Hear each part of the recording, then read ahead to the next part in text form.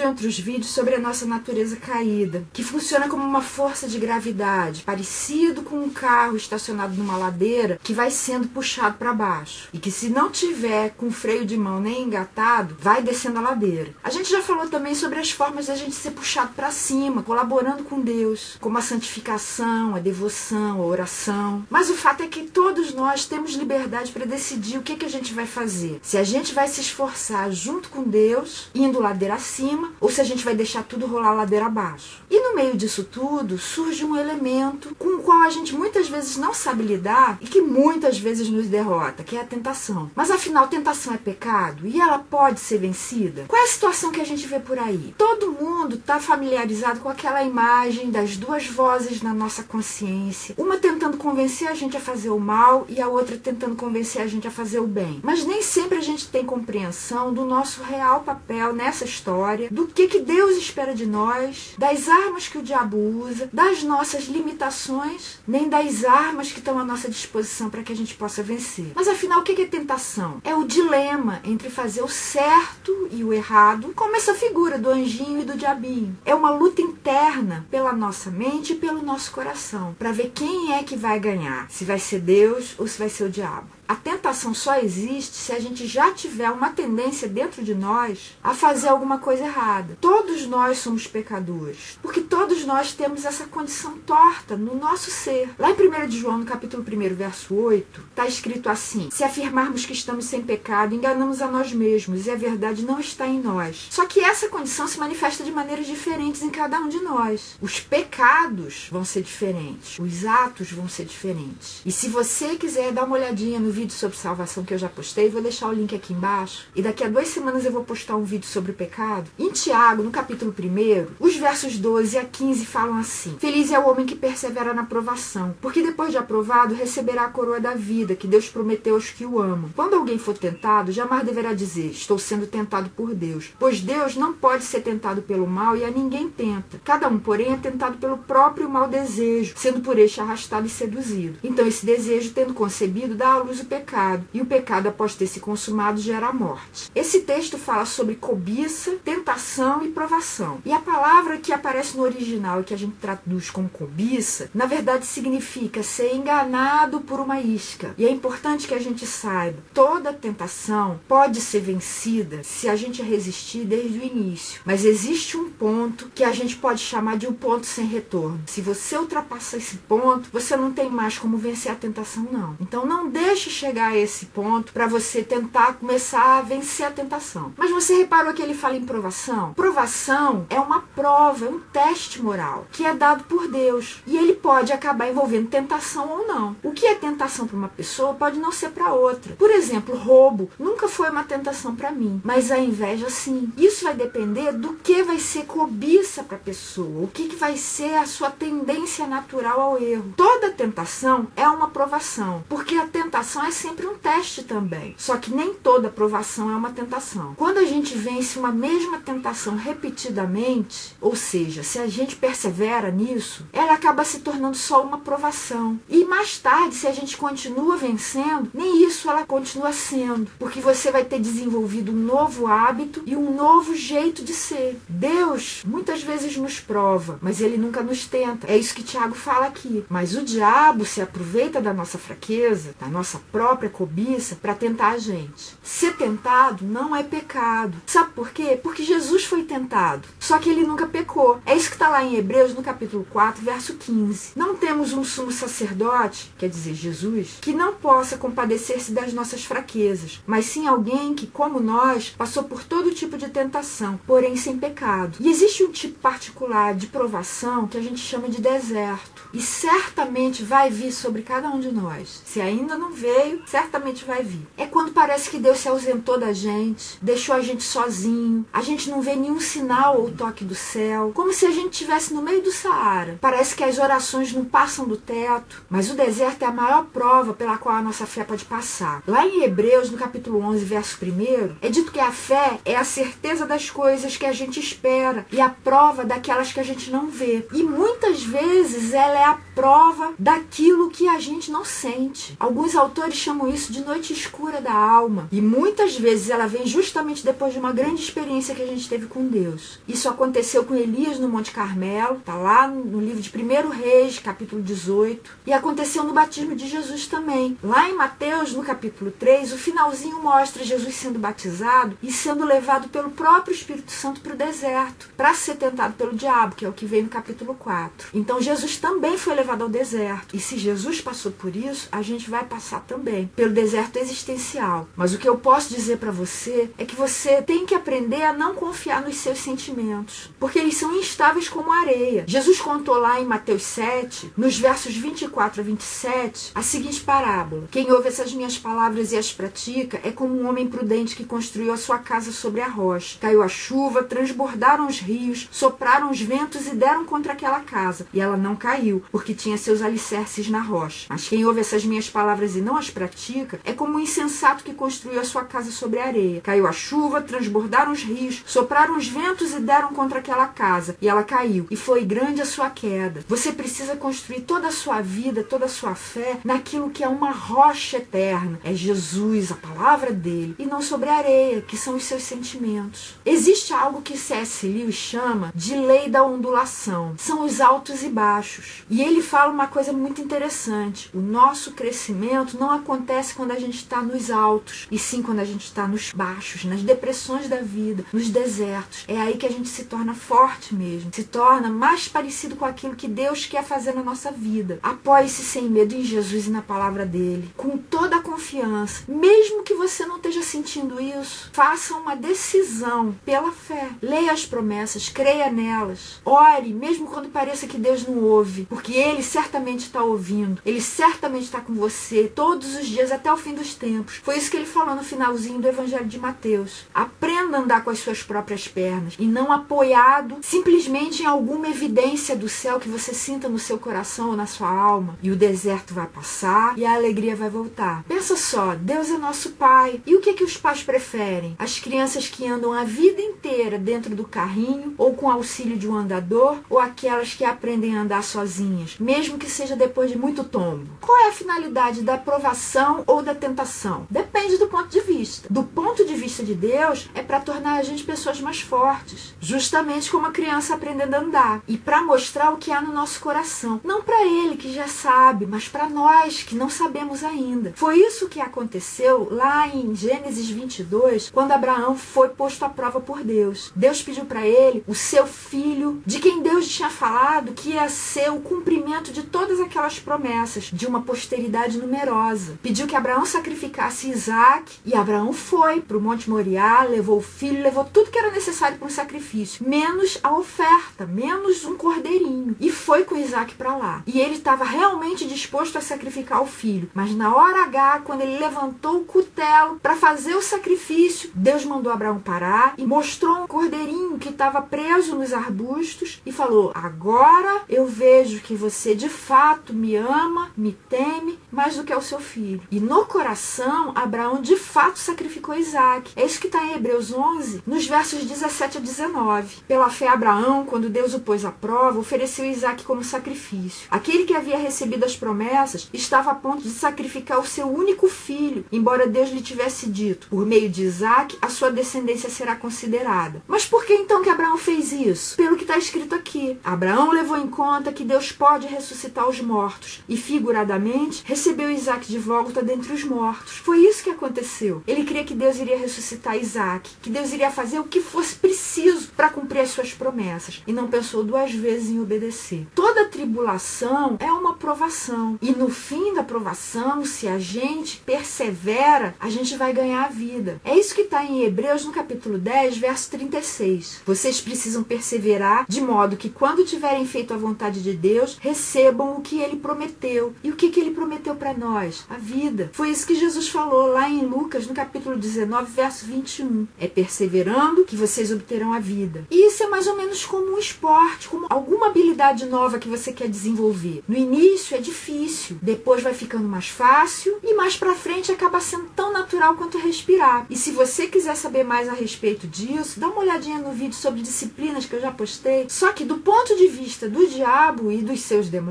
demônios, o objetivo da aprovação e da tentação é que a gente caia mesmo. É a nossa perdição eterna, que a gente seja afastado de Deus para sempre, da sua luz, da sua verdade, do seu amor. Mas a gente precisa lembrar que Jesus falou em João 8,44 que o diabo é mentiroso e homicida. Ele só quer enganar a gente para matar a gente. E em João 10, verso 10, Jesus falou que ele só quer roubar, matar e destruir. E você sabe de uma coisa interessante? Lá em Gênesis, no capítulo 3, quando Adão e Eva caíram, acreditando no que o diabo, através da serpente, tinha falado para eles, nos versos 14 e 19, está escrito assim: olha o que Deus falou para a serpente. Uma vez que você fez isso, maldita é você entre todos os rebanhos domésticos e entre todos os animais selvagens. Sobre o seu ventre você rastejará e pó comerá todos os dias da sua vida. Então, a serpente, ou seja, o diabo, iria se alimentar de pó durante toda a existência dela. E no verso 19, olha o que Deus falou para Adão: com o suor do seu rosto você comerá o seu pão até que volte à terra, visto que dela foi tirado, porque você é pó e ao pó voltará. Então o diabo e os demônios se alimentam da gente, do nosso coração, da nossa alma, da nossa vontade. O propósito dele é matar a gente porque ele enxerga a gente como gado, só como alimento. Mas Deus não. Deus nos enxerga como filhos. Ele quer nos elevar, ele quer nos tornar diferentes, quer nos tornar perfeitos. E a tentação da parte do diabo é justamente isso: mentiras, ou contrariando a verdade, ou só distorcendo ela um pouco, mas fazendo toda a diferença, prometendo uma coisa que parece ótimo, mas que na verdade não é tão bom assim e tem um preço ruim muito grande. Angústia, a nossa degeneração, a degeneração das outras pessoas que forem atingidas também, nosso embrutecimento, decepção com a gente mesmo, decepção dos outros com a gente. E se a gente toda vez que for tentado insistir em ceder, a gente vai receber cada vez menos prazer, ou seja, o que for que a gente esteja esperando quando a gente cai, e perdemos cada vez mais a nossa humanidade. Foi exatamente isso que aconteceu com Adão e Eva. Se você quer dar uma olhada, vê o texto lá de Gênesis 3. Alguns exemplos de pecados que fazem com que a gente vá ficando cada vez mais degenerado são os 7 pecados capitais. Daqui a 2 semanas eu vou falar mais a respeito disso, no vídeo sobre pecado. Mas o que a gente pode dizer é que esses 7 pecados são distorções de coisas boas que Deus deu para nós. São descontroles, são desequilíbrios. Por exemplo, a preguiça é um desequilíbrio do descanso. A gula, da alimentação. A luxúria, do prazer, do sexo. A soberba é da autoestima. E lembre-se, o campo de batalha é a nossa mente, os nossos pensamentos, as nossas emoções e também o nosso coração, que é a sede das nossas decisões, das nossas escolhas. Isso é que é batalha espiritual, que aparece lá em Efésios 6. Nos versos 10 a 18 aparecem as armas com as quais a gente pode vencer. Finalmente, fortaleçam-se no Senhor e no seu forte poder. Vistam toda a armadura de Deus para poderem ficar firmes contra as ciladas do diabo, pois a nossa luta não é contra seres humanos, mas contra os poderes e autoridades, contra os dominadores desse mundo de trevas, contra as forças espirituais do mal nas regiões celestiais. Por isso, vistam toda a armadura de Deus, para que possam resistir no dia mal e permanecer inabaláveis depois de terem feito tudo. Assim, mantenham-se firmes, cingindo-se com o cinto da verdade, vestindo a couraça da justiça e tendo os pés calçados com a prontidão do evangelho da paz. Além disso, usem o escudo da fé, com o qual vocês poderão apagar todas as setas inflamadas do maligno, essas mentiras que ele coloca na sua mente e no seu coração. Usem o capacete da salvação e a espada do Espírito, que é a palavra de Deus. Orem no Espírito em todas as ocasiões, com toda oração e súplica. Tendo isso em mente, estejam atentos e perseverem na oração por todos os santos. Essas são as armas. São as armas que Jesus usou na tentação, porque ele passou no deserto, e são as armas que estão à nossa disposição também. Só que uma coisa que a gente precisa ter em mente é que perder uma batalha não significa que a gente perdeu a guerra, não. Durante toda a nossa vida, a gente vai travar um monte de batalha. E quem vai vencer a guerra, a gente só vai saber no final da nossa vida. Deus não desiste da gente facilmente, não. Durante toda a nossa vida, Ele insiste atrás da gente, nos perseguindo com o seu amor, querendo fazer a gente voltar para o caminho dele, fazer com que a gente fique de pé e continue caminhando em direção ao alto. Como o pai nunca desiste do bebê que cai. Eu tenho um netinho de 1 ano. Ele está andando agora, mas os pais dele nunca desistiram enquanto ele estava naquela luta para aprender a andar e caía muitas vezes. Às vezes era queda feia, batia até a cabeça no chão. A gente também às vezes cai feio, mas Deus não desiste da gente. Ele quer ver a gente de pé e andando com as nossas próprias pernas. A gente pode cair numa tentação, acreditando nessas ciladas do diabo, e rapidinho rapidinho a gente se erguer, perceber e se erguer. Pode ser que a gente fique totalmente enredado e demore para perceber isso. Ou pode ser que a gente passe a vida inteira numa prisão invisível. Ou mesmo vendo essa prisão e achar que a gente não pode vencer. Seja qual for a situação, o método de Deus vai ser sempre o mesmo. Perdoando a gente assim que a gente se arrepende, pede isso para Ele. Crendo que Ele dá pra gente a força e tudo que for necessário pra gente ficar de pé. Recebendo perdão e libertação. Mesmo que isso dê muito trabalho. E lembre-se que a gente certamente vai ser tentado muitas vezes, até que a gente vença. E mesmo depois de vencer, ainda vai ser tentado para que a gente continue perseverando, até que aquilo deixe até de ser tentação pra gente. Deus não fica só olhando, não. Ele sempre nos encoraja e sempre nos envia socorro. Lá em 1 Coríntios, no capítulo 10, o verso 13 fala assim: não sobreveio a vocês tentação que não fosse comum aos homens. E Deus é fiel. Ele não permitirá que vocês sejam tentados além do que podem suportar. Mas quando forem tentados, Ele mesmo lhes providenciará um escape para que o possam suportar. O problema é que a gente fica achando,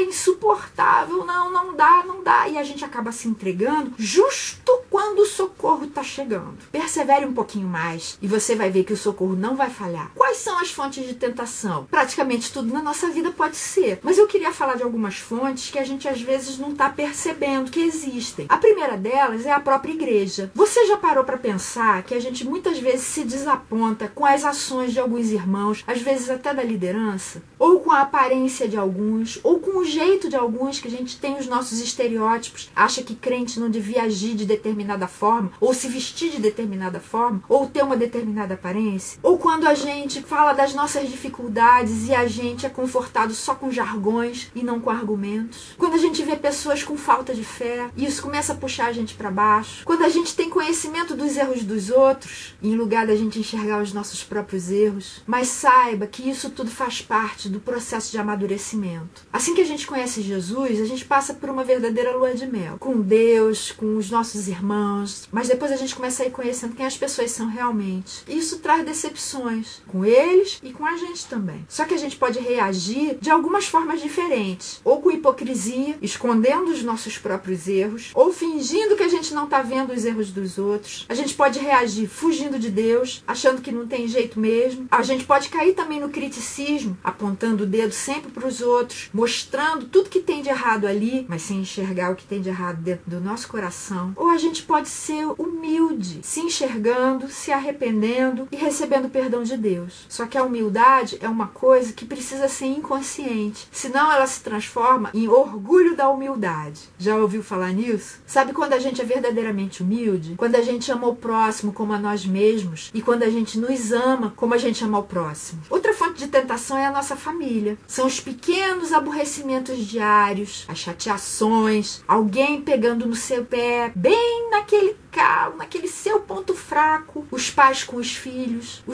com os pais, os cônjuges entre si, um irmão com o outro, são os trejeitos irritantes, os tons de voz que chateiam, os olhares que a gente faz, sem ver a nossa própria colaboração para agravar esse quadro, quando a gente às vezes tem preocupação com a alma deles, mas não com eles mesmos, deixando de orar pelas dores, ou ajudar nas suas dificuldades, nos seus problemas, nas suas necessidades. E outra fonte de tentação é o tempo futuro, porque é nele que está a origem dos nossos medos, das atitudes que a gente toma, achando que os fins justificam os meios, nas nossas expectativas que às vezes são frustradas. Então não viva no futuro. Faça o que Jesus falou lá em Mateus, no capítulo 6, verso 34. Portanto, não se preocupem com o amanhã, pois o amanhã trará as suas próprias preocupações. Basta cada dia o seu próprio mal. Não viva no tempo futuro, viva o hoje. E como que a gente pode afinal vencer a tentação? Em primeiro lugar, domine a sua tendência natural negativa. Aquilo que vai ser uma cilada para você. Pode ser lascívia, pode ser adultério, pode ser roubo, pode ser mentira, pode ser inveja, pode ser raiva. Você que sabe, eu não sei da sua vida, você que se conhece melhor. Seja o que for, confesse isso a Deus. Não tente fingir que não existe, não. Confesse também, talvez, a alguém em quem você confie e que possa ajudar você. Além de confessar sua fraqueza, memorize a Bíblia para encher a sua mente e o seu coração do que é bom, das coisas de Deus que vão te ajudar na hora que você estiver precisando lembrar delas. É isso que Paulo fala lá em Filipenses, capítulo 4, verso 8. Tudo que for verdadeiro, tudo que for nobre, tudo que for correto, tudo que for puro, tudo que for amável, tudo que for de boa fama, se houver algo de excelente ou digno de louvor, pensem nessas coisas. Enche a sua mente de coisa boa. Lembra aquele ditado que fala que a mente vazia é a oficina do diabo? É mesmo. Encha a sua mente, mas encha do que é bom, do que vai te ajudar. E aprenda a controlar os seus olhos, porque muitas vezes é através deles que vêm os maus desejos. Lá em Jó, no capítulo 31, verso 1, ele fala assim: fiz acordo com os meus olhos de não olhar com cobiça para as moças. Essa é uma grande fonte de tentação. Aprenda a dominar os seus olhos. Uma segunda coisa que você deve fazer é vigiar o seu tempo de lazer. Fim de semana, férias, alguma viagem que levou você para longe de casa, longe dos seus amigos, longe da sua família, longe das pessoas que se importam com você. Mateus, no capítulo 26, verso 41, fala que Jesus falou assim pra gente: vigiem e orem para que não caiam em tentação. O espírito está pronto, mas a carne é fraca. A nossa carne não tem força nenhuma. A gente até pode pensar que a gente está super forte, que não vai cair, mas na hora H ela vai trair a gente e a gente vai cair mesmo.